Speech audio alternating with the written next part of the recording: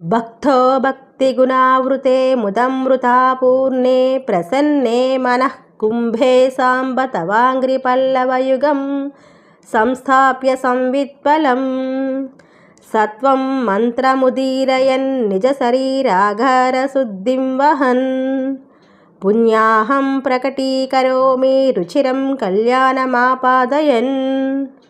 తాత్పర్యము: ఓ సాంబ సదాశివ, నేను భక్తుడిని అయ్యాను. నా శరీరమనే ఇంటిని పరిశుభ్రం చేశాను.